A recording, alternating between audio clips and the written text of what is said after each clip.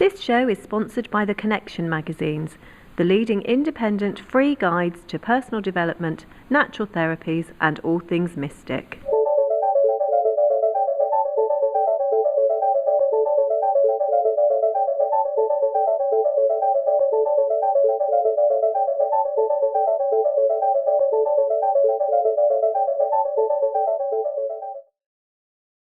Hello and welcome to the Light and Energy Show with me, Claire Wiles. Now, I'm sure you've all heard of reincarnation, and whether you believe it or whether you don't believe it, it's a very interesting subject. I certainly believe that I've had many lives before and have had regression and checked up on facts that were given to me, and they seem to hold up. But of course, what happens to us in between those incarnations? We die and then we're reborn, but what happens to us in between? Where do we go?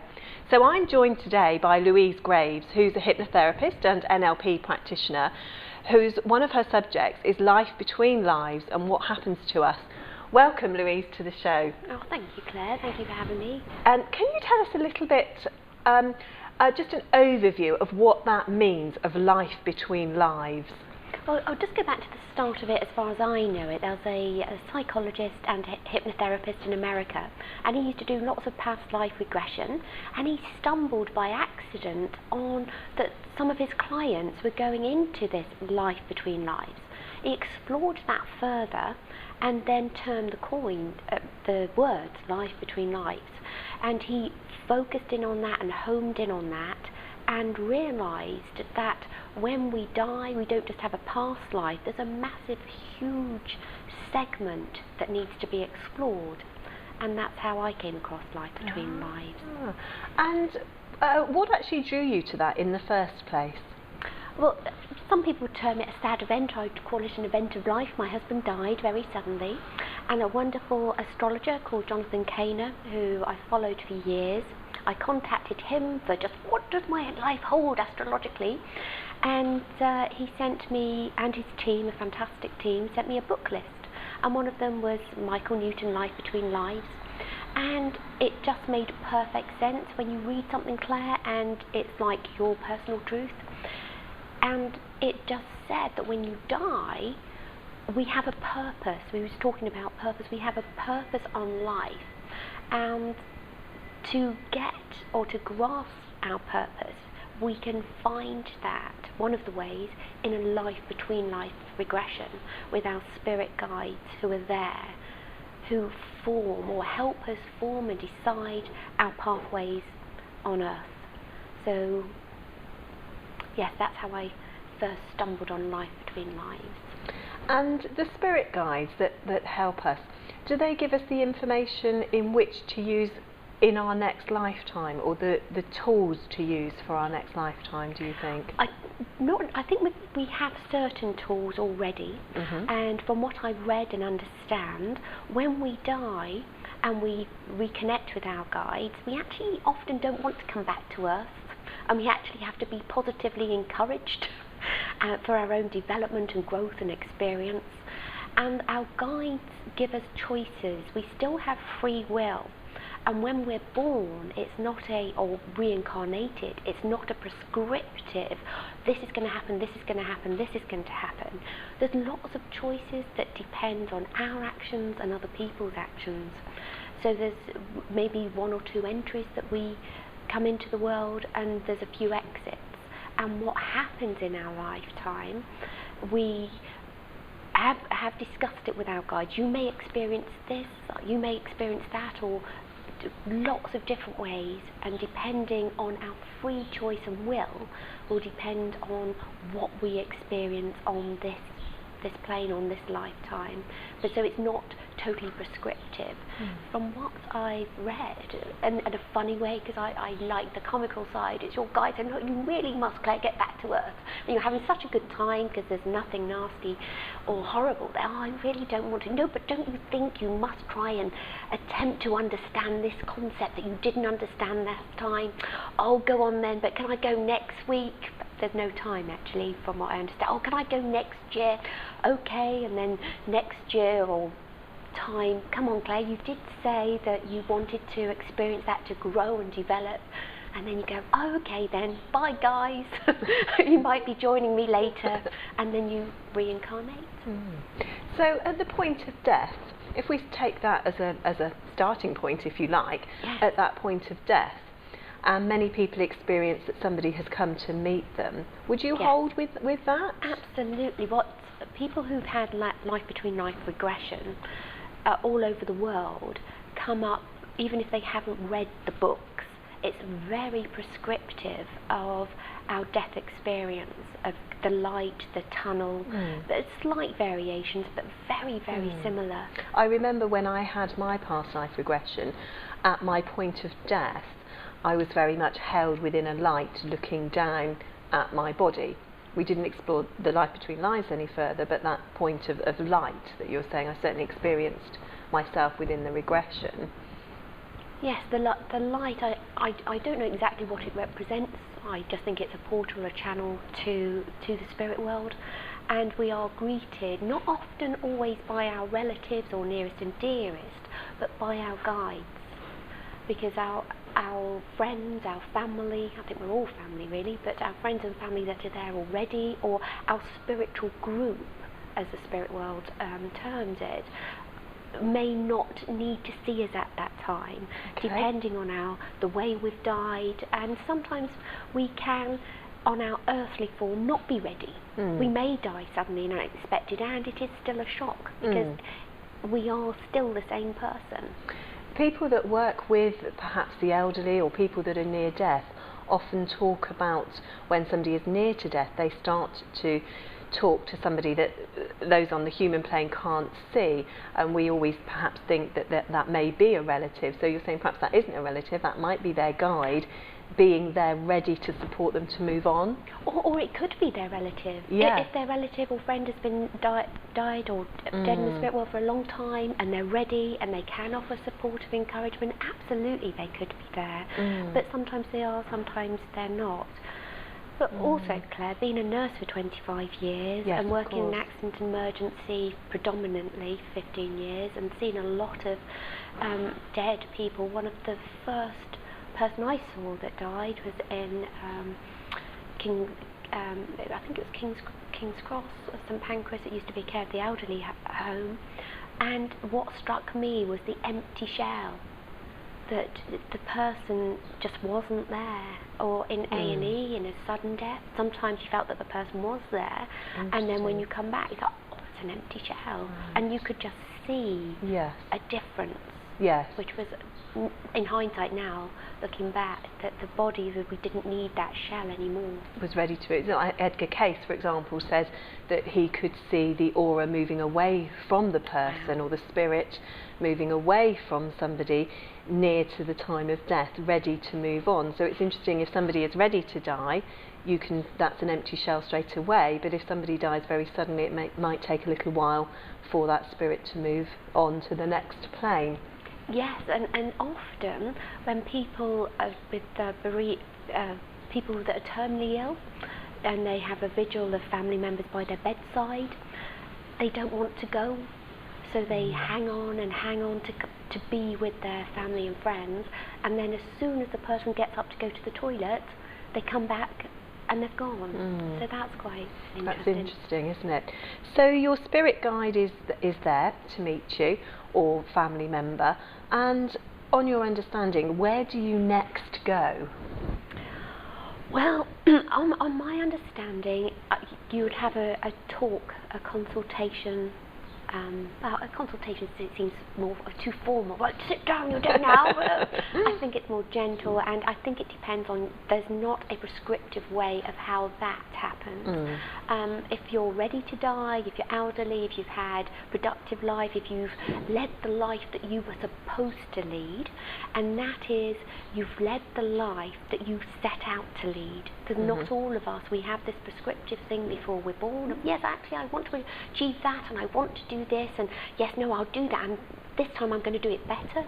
And if we have fulfilled our, for want of a better word, contractual obligation to ourselves, if we fulfilled that, then our death or reincarnation into the spirit world will be quite joyous. Yay, I've done it! I've yes, tick for me, roar.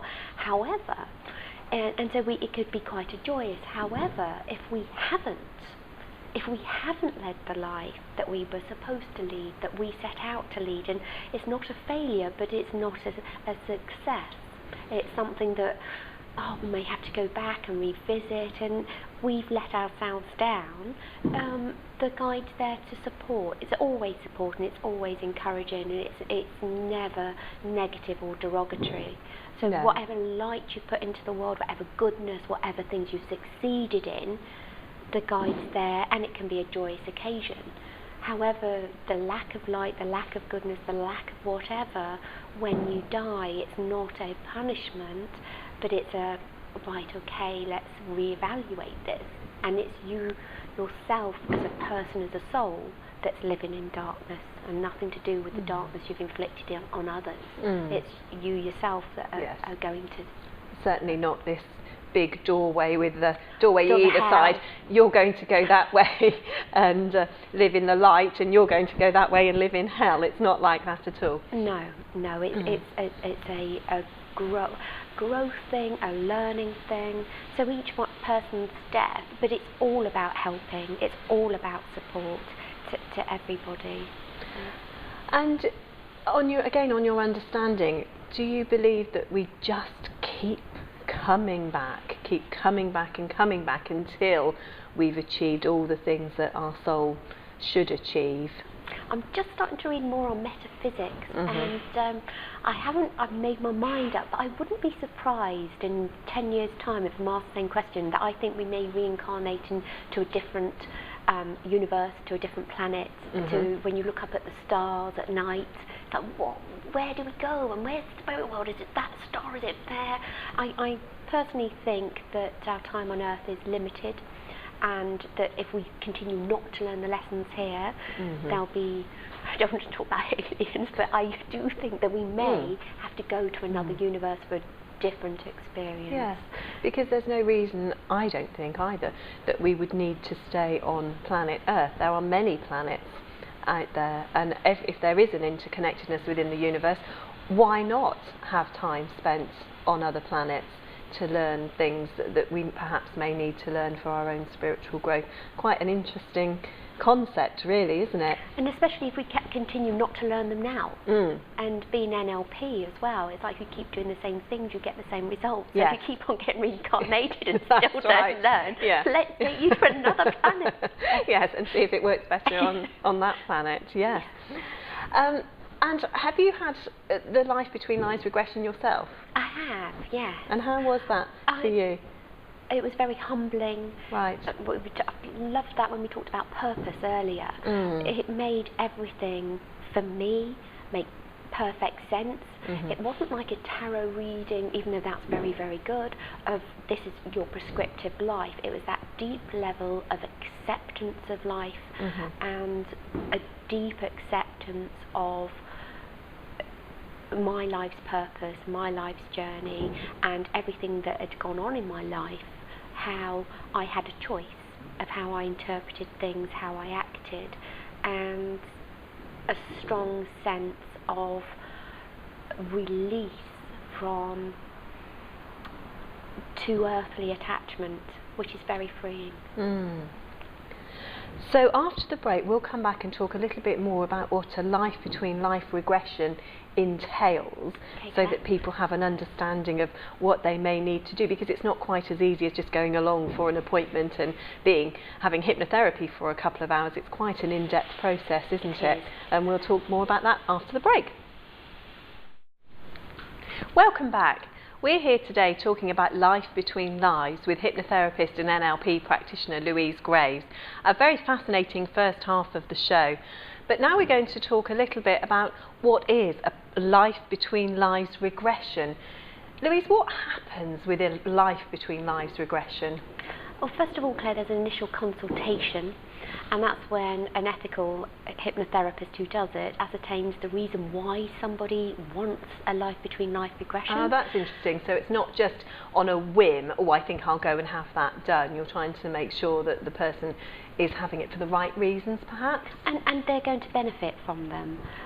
Ethically, I do not do Life Between Life regression on anyone who's had a bereavement within the last 6 months, because I know that you have to be of a sound mind, emotionally stable, not too many traumas are going on in your life at the moment, and it isn't an experience to have to gain answers for immediate problems. So initially you have a consultation with a life between life regression hypnotherapist to ascertain your reasons why. It can take up to 3 months depending on the client's previous hypnotherapy experience. If they've had hypnotherapy, they have to have had at least 2, preferably more, but 2 past life regressions before life between lives. So the 3 months, this is the timescale from them having the first consultation to having the life between lives regression, yeah, is it? You can do it in 2. Okay. I personally prefer 3. And that gives them time to have the past life regression if they need that, if they haven't had that before. Am I right in yes. saying that? And further consultations to make sure that they are in the right place, as you say. And what you can just do to practice meditation, to practice going into self-hypnosis, because the more they're able to do that by themselves, the easier it is when you come to do the life between life regression. It takes between 4 to 6 hours, and right. you want that person to be in the kind of deepest trance, for a better word, the deepest state that they can get to get the clearest answers. Some people who've practiced meditation for years, had past life regression, could do it in 2 months. Right. But other people just need to get in tune with to going into that deeper state. Okay. So it wouldn't be like they have to see you all that time. They could just contact you, or you lay down the ground, well, it's not ground rules, but self-hypnosis for them to practice, to get into that state before they have a life between lives. And it can take time. So they've completed all the sort of formalities that they need to, and they're in the right space at the right time, and it comes to life between lives regression session, if you like. Right. And what would you do first of all with them? First of all, you'd go through just a light relaxation like you would in most hypnotherapy sessions. So I would personally just relax the person. We would then, depending on their past life experience, see which past life, if they had had a past life, which was the least traumatic death for them. Because we're not interested in the past life, we want to get them into the spirit world in the least traumatic way. So if they've had a peaceful death, we will take them through the peaceful death, because we don't want to focus on the past lives. So that's interesting. When I had my past life regression, at the end of the lifetime that I had in the 10th century, I actually took my own life by hanging myself, which might sound quite traumatic, but although it was under the hypnosis, I know I was crying, but it's not traumatic to talk about it. It's just something that happened and has gone. So that wouldn't be a life that would be a good one to go back to for life between lives regression. Okay, sorry, I interrupted you there. No, that is exactly what we want, the least traumatic death, because hopefully by doing the past life regression, the issues or problems would have been resolved, because once they're brought to light, action can be taken. So the least traumatic death, and then the focus will be the 4 hours in the spirit world, and the sessions are recorded, not the relaxation and not the death, but as soon as a person says that they've met their spirit guide, it's recorded, so they can then have the tape of what they've experienced. And for the whole of that 4 hours, they're actually under hypnosis with their guide? Yes. Yeah. Yes. And with when you've carried out these hypnosis before, what kind of things could you share with us that people may have experienced or might have happened to them? Well, one of my clients that sticks out in my mind was a lady who explored everything for depression. She's been on antidepressants, and at first, but she was on a stable mind. They were not a strong antidepressant. And we did a life between life regression. And it found out she had tears of joy, and what she found out, that the reason she was depressed in her earthly life was because she was lonely, and her loneliness was because all her friends, her close spirit group, were in the spirit world. Right. She connected with them, they gave her positive encouragement, supported her, and after her life between life, when she was back on earth, so to speak, she made connections with other people. She could then realise that she couldn't connect in the same way like a best friend, but she realised that her friends were there, but they were in the spirit world. She knew she would reconnect with them one day, and she lived a happier life, knowing that the depth of her connection with other people, she had to do it, but that loneliness had gone. Oh, interesting. What a lovely experience for her. Yeah. So I know with reincarnation we often talk about meeting up with the same soul groups each time we're incarnated. So again, using my experience as an example, within the 10th century, the family that I had then was my partner now, who I was a male, and he was my wife, and my children were actually the 2 children that I had in that lifetime. So, and also with soul groups, we have this connection oftentimes, don't we? We can meet somebody for the first time, but instantly get on with them, instantly have a rapport with them, and other people you may have no rapport whatsoever, so they may not have been within the same soul group. Does that sit with your beliefs? Yes, or they could have been in the same soul group, but they're not good for you right now in this earthly place. So they could be, but they're not needed in your life right now. So there's nothing, like, no judgment, but they're not right for you at this moment in time. But another gentleman, who not everyone who comes who wants a life between life regression will have one by me. There's a gentleman who wanted to find out what happened when he was 5, and that is a client that needs to have a regression. He doesn't need to go through the whole process. The clients that I love to see, all of them, because it's a great big purpose in your life, that have a distinct reason that why they want a life between life regression. Why do you want that? And to me, it's for to have that experience of life, because I think it is an experience of life. It's not just an experience of death.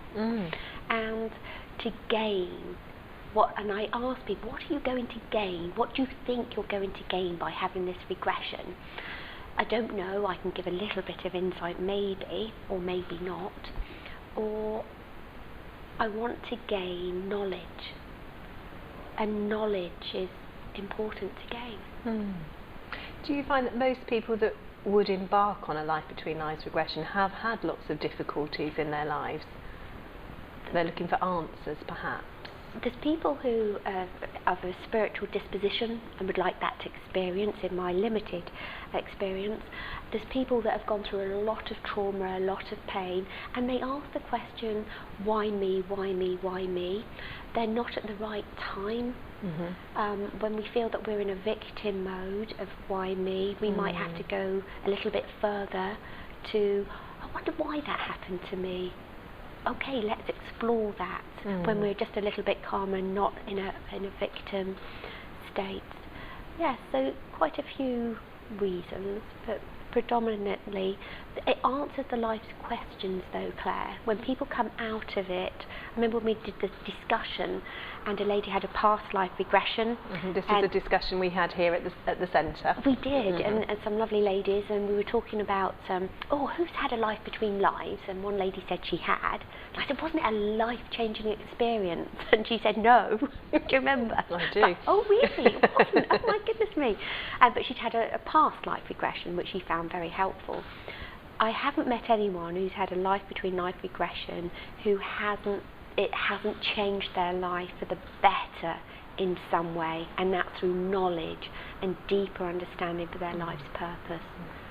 And a reassurance that everything is how it's meant to be, perhaps? Yes, and an empowerment. And an empowerment, and not kind of just passive, it's just, but you have got power, you have got the ability to change things and change your thoughts and change your direction if you so wish. So yes, empowerment, knowledge, self-belief and self-worth. Because that's very common, isn't it? This, feeling of no self-worth, not being able to change things, caught in a cycle of negativity, is quite a common thing as a therapist that I would come across, and I'm sure you as a hypnotherapist would come across. So life between lives for those sorts of people could be very beneficial. Absolutely. And presumably within the hypnotherapy field, there's lots of work that you do with them anyway prior to that point, as you were saying before, to change those thought patterns so they are in the right state for the regression at that time. Yes, I come from two approaches, as I said before. I have my scientific or clinical approach, which I use with the majority of my clients, but I cannot get rid of my spiritual belief, and I've questioned it all the time, and to me that is just like I think it's a Baha'i saying actually, there's two wings of a dove. There's a spiritual, there's a scientific that we definitely need, and then there's a spiritual that without both we can't fly. And so my personal practice is both, but with a life between life, I've seen quicker results, life-changing results very quickly. So just going back briefly, we discussed in the first part of the show about what happens at the point of death. What do you feel about, perhaps people may say that spirits are trapped, or ghosts, or being in a house where there's clearly spirits around you? What would your view be on that? Well, then you're in conscious awareness. When you're in a life between life, you are tapping into your unconscious mind, so you're not, we're going inward focused, and then your attention is going to the spirit world. I think if there's spirits in the house, you're in your conscious awareness, you haven't chosen to go there, they're not welcome, well, maybe not welcome there. Do you think the spirits that are there are actually trapped and not ready to move on to meet their spirit guide for their life between lives experience in the spirit world? Yes, probably. I haven't researched that too much. I've only had good ghosts in my old house. I have lovely ghosts. So yes, probably traumatic entrance or refusing to go, and maybe they haven't lived as good. What you were saying about when we go to meet our guide, and maybe there's a fear. Right. Maybe, just thinking about that now, that they haven't lived the life they should have done, and they think they're going to get into trouble, but they actually won't. No. Just go, and you'll be sorted out. But maybe it's a fear that they have, because we always have our free will. Otherwise, what's the point? Otherwise we wouldn't be human, would we, if we didn't have free will? So maybe that's a very good point. We have free will if we go up or stay down. Yes, perhaps we do. So at the end of the 4 hours of actually being under hypnosis, and the process has taken place of meeting the spirit guide, then what happens? What's the next actual stage? You have to positively encourage the person to come back, that it's time to leave. Often, well, nearly always, when someone is with their guide, they actually don't want to talk. They're in this beautiful place. It's their unique experience, and no matter how nice you try to make your voice, they don't want to listen to you.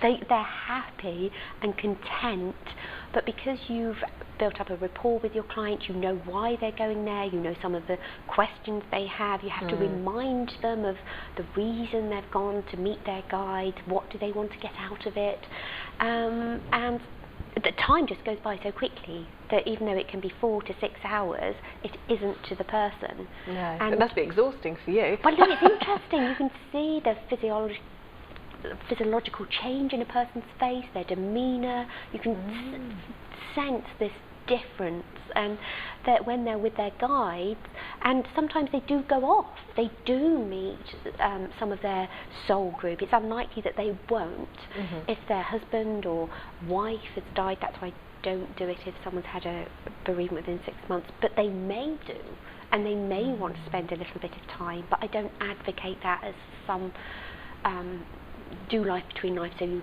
go to meet your relative or child or anything like that, but you may do, and there's a lot of emotion there, and then you gain understanding of the purpose of life, and you have to say, speak up, because it is being taped, and you after, well, for the record, I'll just have to say, I've got this little pen at the moment, for the record, I have to say, that John said, because it's like, pardon, that they're in a beautiful place, and they don't often, the deeper they get, the less they want to communicate, but it's for them to have a record and to think it was real. Because presumably if there wasn't a record or you didn't tape it, they may not remember any of it when they come out of hypnosis? Most. They do, well, not most. They do remember. It comes back at different times in a little bit of follow-up. Oh yes, I remember that. And something that could trigger something that would be negative in life. Let me try and think. One of the ladies I saw, she had...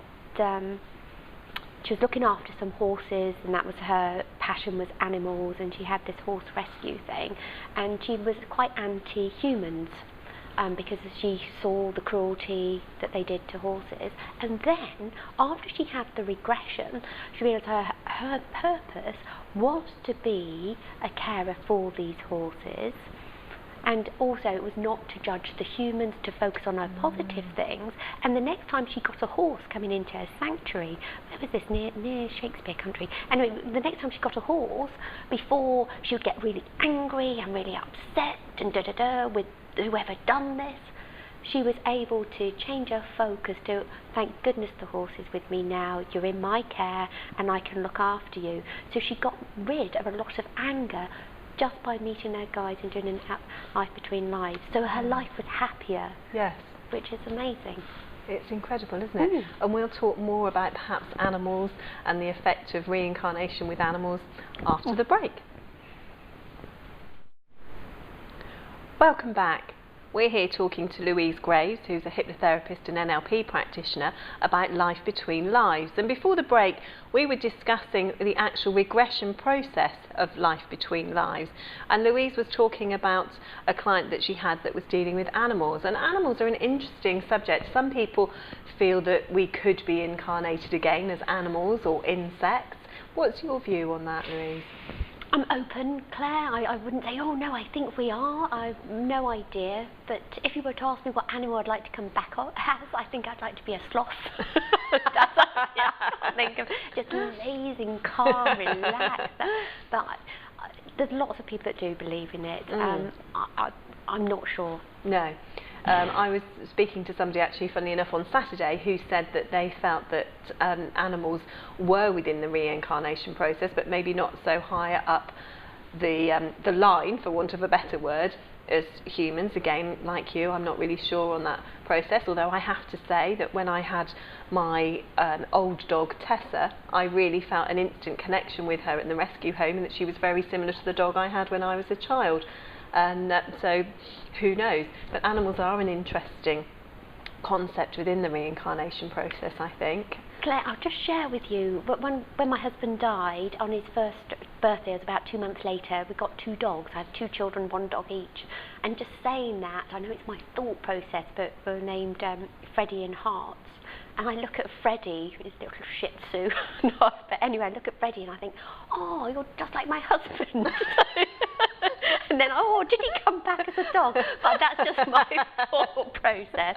But I don't believe it. But that, I go, oh, has he come back as little Freddie because he looked so sad? But don't know. No. He might have done. He might have reincarnated as a dog to be back with us. Or maybe the spirit of the dog chose to be with you and incarnate in that form as a support for you. For the process that you're going through, or went through. Great support, yeah. Excellent. Now, just to find out a little more about you, you are also an NLP practitioner. Yes. And did that come before the hypnotherapy, after the hypnotherapy, Jointly. Or alongside?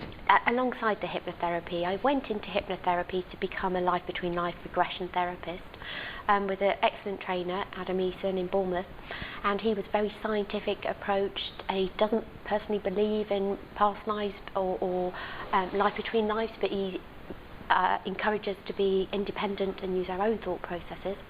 And he instilled with me, with my knowledge, the importance again of facts and knowledge and research, and the importance of being up to date, and the importance of your clinical practice being based on some solid foundations. So I've been trained that way, and I have to say that I believe that too, but I just can't get rid of the life between life. That is so strong as well. So NLP, that stands for neuro-linguistic programming, and yes. you have a degree in linguistics yes. as well. So do you think that the power of word, or how we say things, can have a real action on people's mindset, on changing behavioural patterns? Absolutely. Linguistics, for a short term, is the scientific study of communication. And language is one, and the non-verbal communication is the other, and how we communicate. So words, our actions, our physiological, if I sit here like this and going like this, and you'd be turning the camera off, or other things. So our physical body language and our words, see, I'm stocked out. Words are so important. Now I can't say any. That they can have, and the way you say words as well, the way, the intonation, your voice tone. So indeed, the power of words and how we say something. For example, if my client come in and you were my client, and I said, "Oh, sit down," you want to walk up and go away. And if I said, "Oh, sit down," you might want to walk up and go away. Or if I said, "Oh, hello, Claire," got up, greeted you, well, you sit down. So it's actions and words.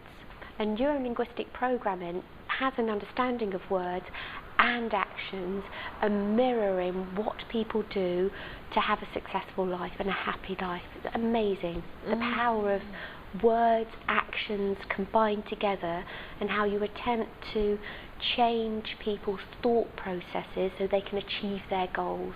Because the only barrier to someone's success is their thoughts. The only barrier. And many people really still struggle to understand that actually you can change your thoughts. You choose how you feel. You can choose to feel happy, you can choose to feel sad. It's quite a difficult concept for people to understand, isn't it? But that can be so changed by reprogramming, if you like, the brain. Everything that we believe, everything that we are, is often what has been told to us. So presumably there's an awful lot of unravelling to do within neuro-linguistic programming, perhaps. Or do you not need to unravel it?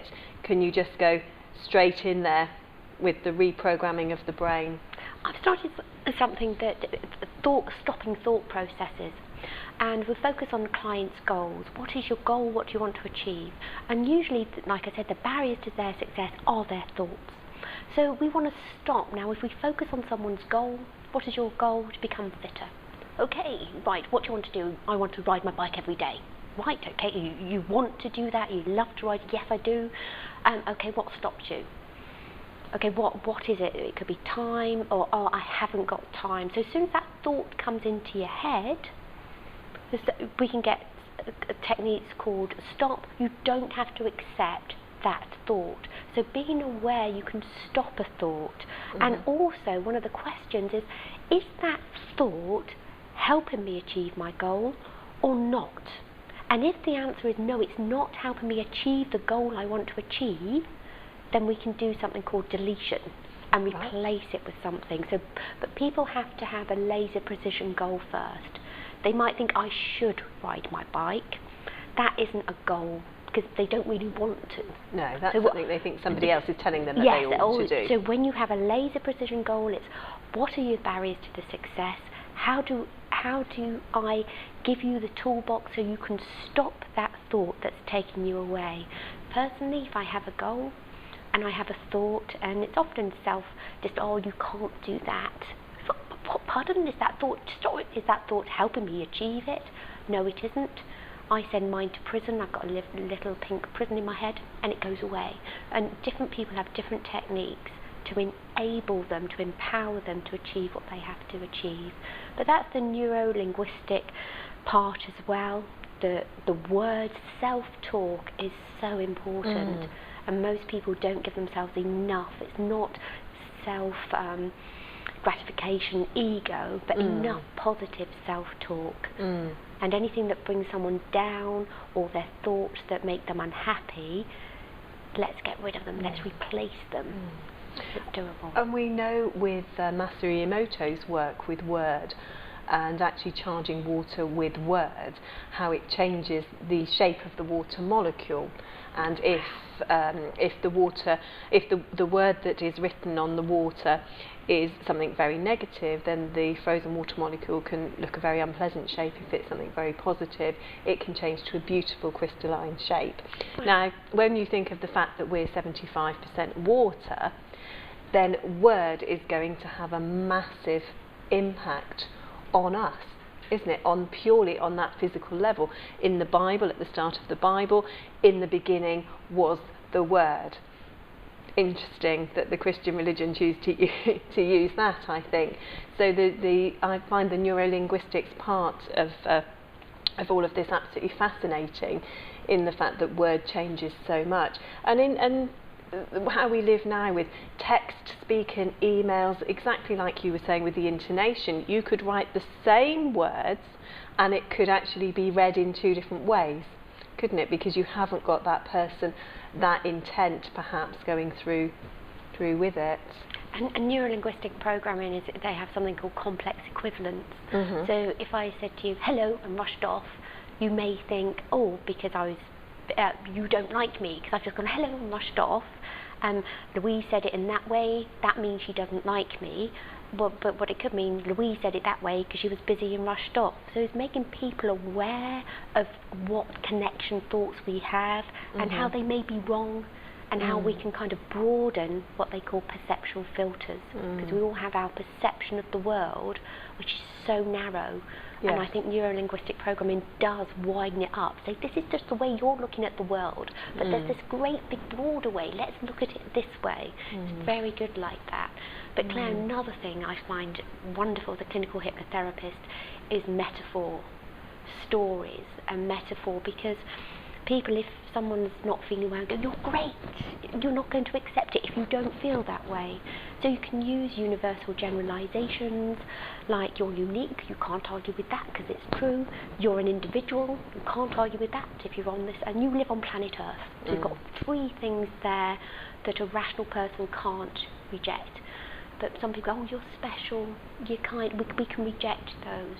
So universal generalizations are good, and also putting it into a story, like you said about the water and seeing it on the water. Through guided imagery and visualization hypnotherapy, you can let someone create a story which they're more likely to accept in their unconscious mind than just about them. So yeah, metaphors very good at distancing yourself from the problem but creating a solution. And I do come from the premise that everyone has their own individual answer because they've led their own individual life, that they will find it out themselves, tapping into their unconscious and with a little bit of guidance. Yes, which brings us back quite nicely to the past lives and what you're have their own going to achieve or not achieve within this lifetime. Yes, their own experience. Louise, it's been fascinating to talk to you. What a lot of tools you've got in your toolbox. It's amazing, and I'm sure you make a massive difference to so many people's lives. Thank you so much for joining us today. Thank you, Claire, for having me. All the information that we've talked about with Louise and Louise's contact details and website address will be on the show notes for this show, of course on www.thelightsandenergychannel.tv. You can find us on Facebook and also join our newsletter. And we look forward to seeing you at the next show. Thank you for joining us today. Bye-bye. Thanks to our sponsors, the Connection magazines. The 3 regional magazines cover the South West, London and South East, and the Midlands and North West, with articles and columns by local writers, plus Steve Judd, Karen Kay, Gail Force, and many more contributors. They are available from local outlets or to read online. You can advertise from only £230 a year your events, therapies, centres, courses and workshops, retreats, readings, products for sale, organic and vegetarian shops, with them to thousands of like-minded people. For more information, visit www.theconnections.co.uk.